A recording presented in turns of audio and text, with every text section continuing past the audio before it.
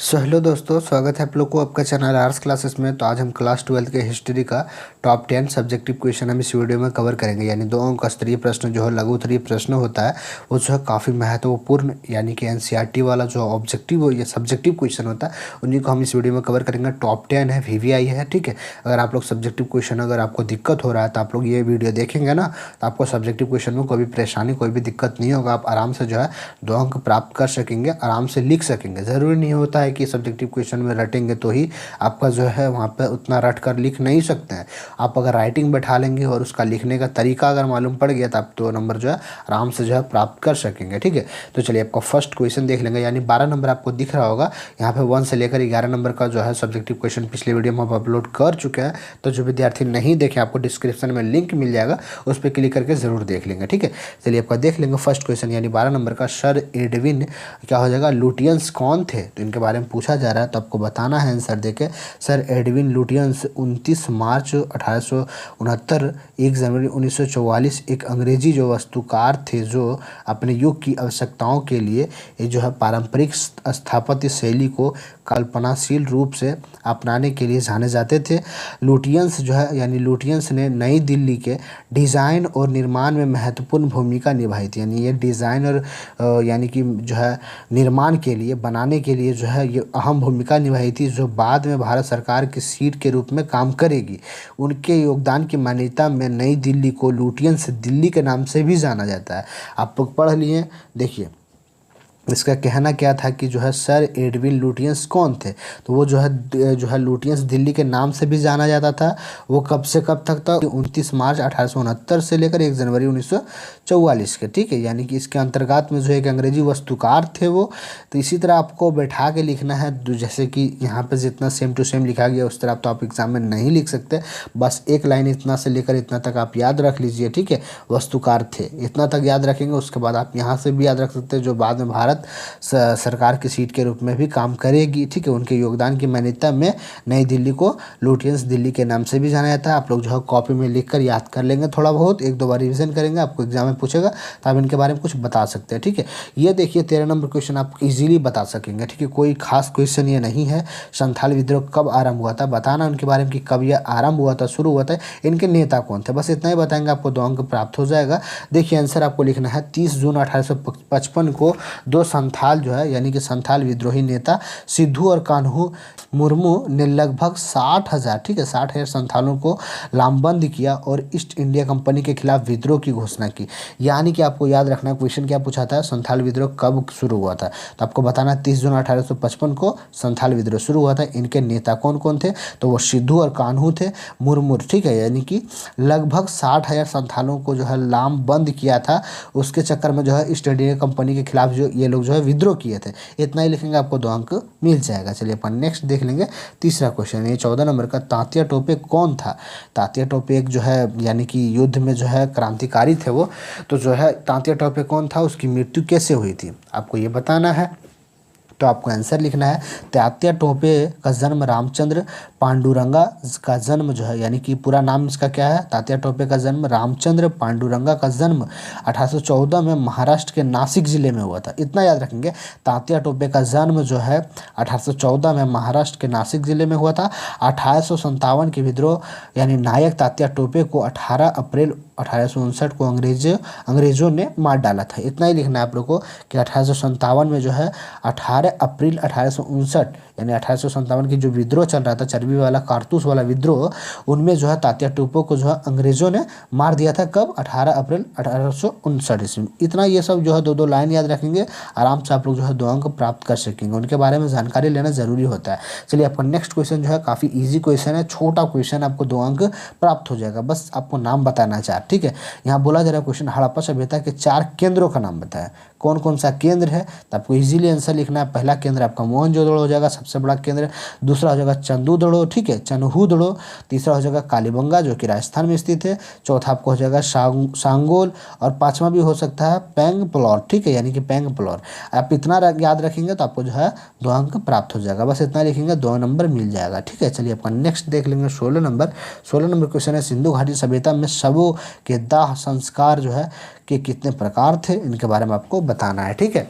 हड़प्पा वासियों ने विभिन्न प्रकार की दफन प्रणाली का उपयोग किया था, जैसे कि एक गड्ढे में विस्तारित दफन, माध्यमिक दफन, कलश दफन, दाह संस्कार का सुझाव, दूसरों के बीच में, मृतकों का सिर आमतौर पर उत्तर की ओर रखा जाता था। ठीक है, यानी कि मृत्यु जो होता है उनके जो है सिर जो उत्तर की ओर रखा जाता था, और आमतौर पर इस्तेमाल की जाने वाली वस्तुओं को कब्र के सामान के रूप में इस्तेमाल किया जाता था, जिन्हें मृतकों के साथ दफनाया जाता था। ठीक है, पूरा ये बताया गया आपको, अगर एक दो बार पढ़ेंगे आपको जो है इजीली आंसर दे सकेंगे उनके बारे में।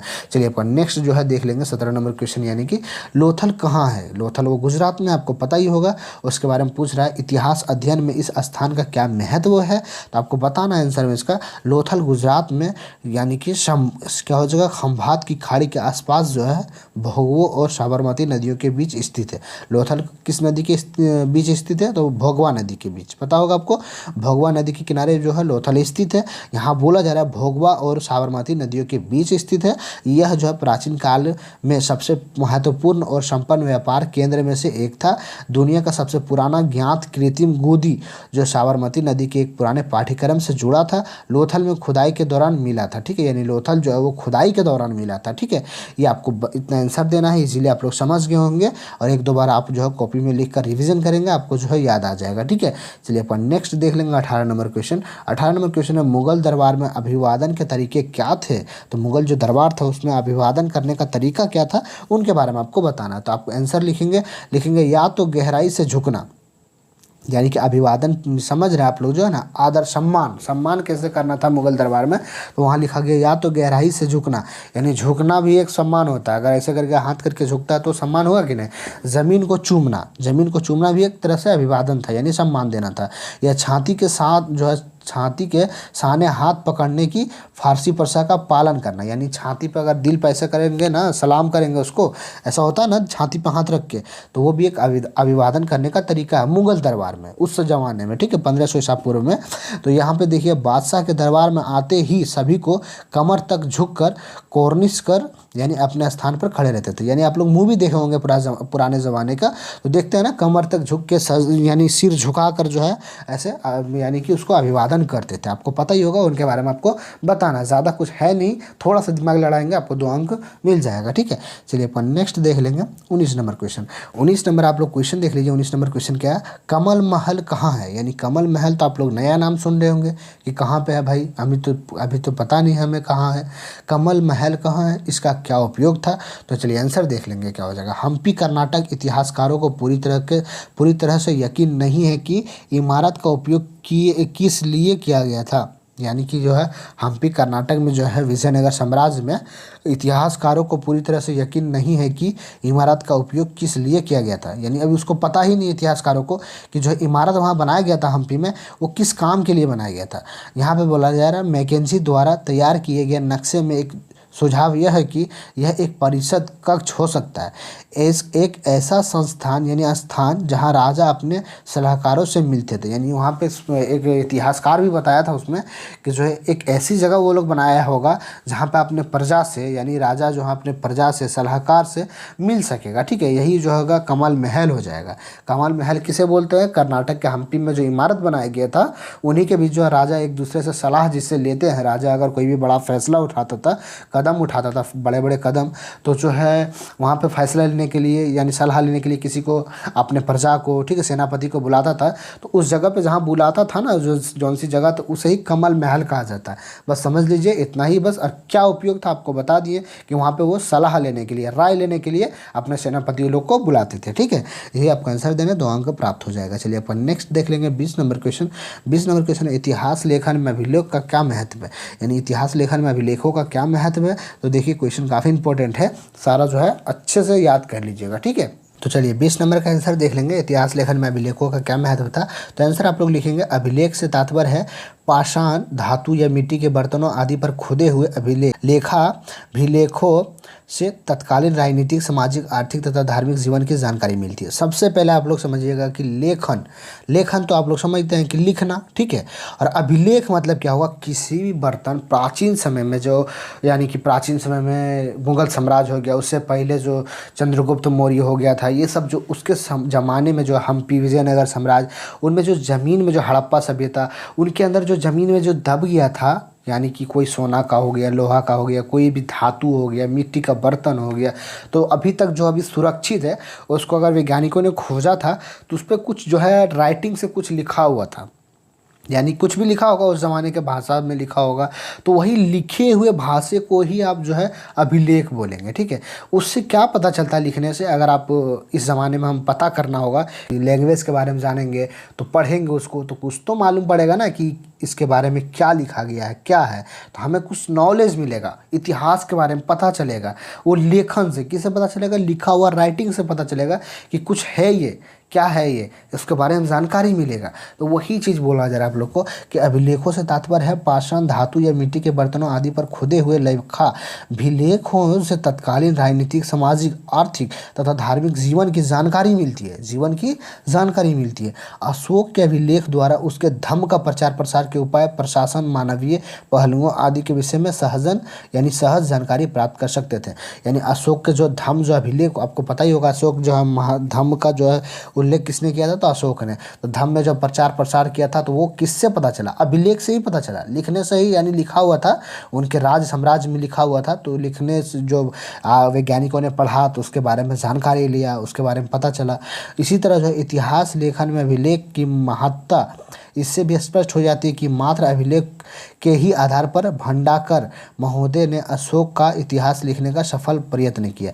यानी कि जो भी अभी तक इतिहास के बारे में पता चलाया जाता है, पता लगाया जाता है, वो लेखन से ही लगाया जाता है, यानी कि अभिलेख से ही लगाया जाता है। तो आपको पता चल गया होगा कि इतिहास में जो लेखन और अभिलेख में क्या महत्व है। आप लोग जो अपने दिमाग से, अपने बुद्धि से कुछ इसके बारे में बता देंगे। ज़रूरी नहीं कि जो यहाँ पे बुक में लिखा हुआ और हम आपको बता रहे हैं वही लिखना है, बस समझ गए हैं बस वो लिख देंगे, इतना तो पता आप लोग समझ गए हैं तो लिख देंगे, इस बात की गारंटी है। ठीक है, चलिए अपन नेक्स्ट देख लेंगे कि 21 नंबर क्वेश्चन। 21 नंबर क्वेश्चन है हड़प्पा वासियों द्वारा सिंचाई के लिए प्रयोग में लाए जाने वाले संसाधनों, ठीक है, साधनों का उल्लेख करें। देख लीजिए, काफ़ी वीवीआई क्वेश्चन है, इंपॉर्टेंट क्वेश्चन है और काफ़ी इजी भी क्वेश्चन है। हड़प्पा वासियों जो था, वहाँ के लोगों था, वो सिंचाई करते थे, गेहूँ चावल का जो धान का जो पानी देते थे उसमें से, ठीक है, तो पानी सिंचाई करते थे, तो वो किस किस से करते थे, क्या चीज़ से करते थे, तो वही हो गया, नहर हो गया, तालाब हो गया, कुआँ हो गया, यही से इसमें सिंचाई करते थे। चलिए हम जो है तौर तरीके से आंसर आपको बताते हैं। देखिए, आपका हड़प्पा वासी द्वारा मुख्यतः नहरें, यहाँ पे बोला जा रहा है नहरें, कुएं और जल संग्रह, वही बोलते हैं ना, पोखर वगैरह होता है, आहरा होता है, ठीक है, डैम वगैरह होता है, तो जल संग्रह करने वाले स्थानों को सिंचाई के रूप में प्रयोग में लाया जाता था। चलिए आपका नेक्स्ट देख लेंगे क्या बोला जा रहा है। यहाँ पे को में देख लेंगे, यानी ये आपको लिखेंगे अफगानिस्तान में सोतुगई नामक स्थल में हड़प्पाई नहरों के चिन्ह प्राप्त हुआ। यानी अगर अफगानिस्तान जाएंगे आप, वहाँ पे सोतुगई नामक जगह है, स्थल है, वहाँ पे हड़प्पाई नहरों जो है वहाँ, यानी तालाब आपको वहाँ मिलेगा, चिन्ह उसका मिला वहाँ। दूसरा आपको बताना, आपको हड़प्पा के लोगों द्वारा सिंचाई के लिए कुओं का भी इस्तेमाल किया जाता था। वही हम जो बात आपको बताएं वही है, सिर्फ तौर तरीके से यहाँ पे लिखा हुआ, आपको यही तो करना है एग्जाम में जाके, कॉपी में वहाँ पे तौर तरीके से लिखना, ना कि जो समझ आया हड़प्पा में कुओं से पानी दिया जाता था, कुओं से ही पानी वहाँ सिंचाई किया जाता था, ऐसा नहीं लिखना। तौर तरीके से लिखना आप लोग को, बस मस्त राइटिंग बैठा के लिखना, तौर तरीके से लिखना। कम भी लिखेंगे आपको 2 नंबर मिलेगा, ज़बरदस्त नंबर आएगा, इस बात की हमें गारंटी है। ठीक है, चलिए अपन नेक्स्ट देख लेंगे। गुजरात के धोलावीरा नामक स्थान से तालाब मिला है, इसे कृषि की सिंचाई के लिए, पानी देने के लिए तथा जल संग्रह के लिए प्रयोग किया जाता है। देख लीजिए, इतना आपको देना है, 2 नंबर आपको मिल जाएगा। चलिए अपन नेक्स्ट एंड लास्ट क्वेश्चन देख लेंगे। 12 क्वेश्चन से लेकर 22 क्वेश्चन तक हम बता रहे हैं, यानी top 10 subjective question, VVI question बता रहा है आपको। ठीक है, चलिए देख लेंगे 22 नंबर क्वेश्चन, हड़प्पा सभ्यता के पतन के मुख्य कारण क्या थे। काफ़ी वीवीआई क्वेश्चन है, काफ़ी इंपॉर्टेंट क्वेश्चन है, कई बार एग्जाम में पूछा जा चुका है, लेकिन काफ़ी ईजी भी क्वेश्चन है, समझ तो लीजिए, समझेंगे तो आपके लिए बहुत ईजी लगेगा, जरूर जो है 2 नंबर आप गारंटी के साथ प्राप्त कर लेंगे। देखिए, हड़प्पा सभ्यता पतन जो हुआ था, उसका भट्टी जो बैठ गया था, बर्बाद जो हो गया था हड़प्पा सभ्यता, ज़मीन में जो धंस गया था, उनका कारण क्या था। तो चलिए, कारण हो सकता है भाई भूकंप आया होगा। अब हम लोग तो देखे नहीं है ना, कोई वैज्ञानिक देखा नहीं है, या तो कोई आदमी जिंदा तो नहीं है हड़प्पा सभ्यता के टाइम का कि हाँ भाई हम देखे हैं कैसे पतन हो गया, तो वो लोग तो अनुमान लगाएगा। हो सकता है बाढ़ आ गया होगा, हो सकता है नदी फूट गया होगा तो बह गया होगा, हो सकता है कुछ कारण से वहाँ पे बीमारी आ गया होगा, महामारी, उसके कारण से भी हो सकता है लोग वहाँ छोड़कर या तो मर गए होंगे, या तो हो सकता है भूकंप में ज़मीन फट गया होगा, उसके अंदर चला गया होगा, कुछ भी हो सकता है ना भाई। ठीक है। तो इसके लिए आप लोग जो है अनुमान लगाइए और वही अनुमान को आप जो है बता दीजिए, ठीक है, लिख दीजिए, बस आपको जो है 2 नंबर आपको मिल जाएगा, ठीक है। चलिए 22 नंबर का जो है आंसर तौर तरीके से देखेंगे। इनका आंसर आप लोगों को लिखना है सिंधु घाटी की सभ्यता का पतन के मुख्य कारण निम्नलिखित थे। आपको 1 नंबर में लिखना है सिंधु नदी में बाढ़ जो और तूफान आने के कारण इस सभ्यता का पतन हुआ था। इस नदी में बार बार बाढ़ों के आने से सिंधु घाटी के बहुत से क्षेत्र नदी के नीचे आकर दब गए और ये उनके ऊपर कीचड़ की मोटी मोटी परतें जम गई। देखिए सेम वही चीज़ यहाँ पे बोला जा रहा है तौर तरीके से, सिर्फ अनुमान लगा रहा है, ये गारंटी नहीं है कि सिंधु घाटी में बाढ़ आ गया था, तूफान आ गया था। यहाँ बोला जा रहा है तूफान आने के कारण से इस सभ्यता का पतन हो गया होगा, ठीक है, हुआ होगा। इस नदी के जो है बार बार बाढ़ आने से हो सकता है पतन हो गया होगा। यही सेम बातें जो हम बोले आपको शॉर्टकट में वही यहाँ पे तौर तरीके से लिखा गया है। बस आपको वहाँ एग्जाम में तौर तरीके से लिखना है, ना कि जो मैं जिस तरह बोला हूँ उस तरह लिखना है।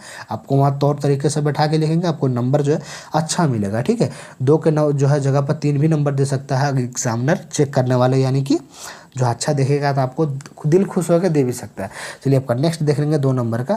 यह भी संभव है कि सिंधु के क्षेत्र में जहाँ कभी बहुत बारिश होती होगी, संभावना है, ये गारंटी नहीं है, बहुत बारिश होती होगी, आपको भी संभावना करना है वहाँ पे बहुत बारिश होती होगी। 2000 ईसा पूर्व के समय में यहाँ बारिश कम होने लगी और यह प्रवेश मरुस्थल बन गया। देख लीजिए यहाँ अनुमान क्या लगा रहा है वैज्ञानिक, उस समय जो बहुत बारिश होती होगी वहाँ पे और अचानक से बारिश रुक गया तो क्या हुआ, वो जगह सूख गया, मरुस्थल बन गया। इसके कारण जो है परिणाम स्वरूप लोग इस धरती को छोड़कर कहीं और चले गए होंगे। बस यही अनुमान लगाया। तीसरा आपको अनुमान लगाना है, यह भी हो सकता है कि सिंधु नदी ने अपना रास्ता बदल लिया होगा, ठीक है, जिससे कि सभ्यता के बड़े बड़े केंद्र डूब गए होंगे। ये भी अनुमान है, गारंटी नहीं है, इसी तरह आपको अनुमान लगाना है। चलिए आपका लास्ट अनुमान जो लगाना है 4 नंबर का, ठीक है, यानी कि लास्ट अनुमान आपको बताना होगा संभावना। यह भी संभव है कि भयानक भूकंप आने के कारण सिंधु घाटी के क्षेत्र नष्ट हो गए होंगे और जमीन फटने के से नगर गायब हो गए हो, ठीक है। सेम जो अनुमान हम आपको बताएं वही अनुमान यहाँ किताब में बताया गया, बस किताब में क्या है तौर तरीके से बताया गया। आप लोग एग्जाम में तौर तरीके से लिखेंगे, आपको 2 नंबर मिलेगा। आशा करता हूं कि विद्यार्थियों आपको समझ आ गया होगा, इस बात की गारंटी है। अगर किसी भी क्वेश्चन में आपको डाउट है 10 क्वेश्चन में, तो आप लोग जो है बेशक कमेंट करके बता सकते हैं कि किस क्वेश्चन में आपको डाउट हुआ है, किस क्वेश्चन में अभी तक समझ नहीं आया है। ज़रूर समझ आ गया होगा, आशा करता हूँ ज़रूर समझ आ गया होगा। अभी तक जो है चैनल को आप लोग सब्सक्राइब नहीं किए हैं तो प्लीज़ आपसे रिक्वेस्ट है कि चैनल को सब्सक्राइब कर लीजिए इसी तरह की सब्जेक्टिव वीडियो को देखने के लिए, ठीक है। ऑब्जेक्टिव और सब्जेक्टिव वीडियो हम लगातार जो है तैयारी करा रहे हैं आप लोग को, तो चैनल को सब्सक्राइब कर लीजिए ताकि जो है आपका भी तैयारी बेहतर हो सकेगा, ठीक है। तो आप लोग जो है ज़रूर कॉपी में लिखकर ज़रूर याद कर लेंगे, सारा सब्जेक्टिव क्वेश्चन को याद कर लेंगे, एक बार रिवीजन कर लेंगे। एक बार हम समझा दिए, एक बार जो है याद कर लीजिएगा। अगर हो सके आपके पास टाइम होगा तो 2 बार जो है रिवीजन करके वीडियो भी देख लीजिएगा ताकि जो है अच्छे से दिमाग में फिट हो सकेगा, ठीक है। ये सब क्वेश्चन अगर आपको एक बार ही पूछ देगा ना, एक क्वेश्चन जरूर आप एग्जाम में लिख दीजिएगा, हमें इस बात की गारंटी है, ठीक है। तो मिलते हैं अगले वीडियो में इसी तरह का वीडियो लेकर आएंगे सब्जेक्टिव क्वेश्चन। तब तक के लिए जय हिंद, जय भारत।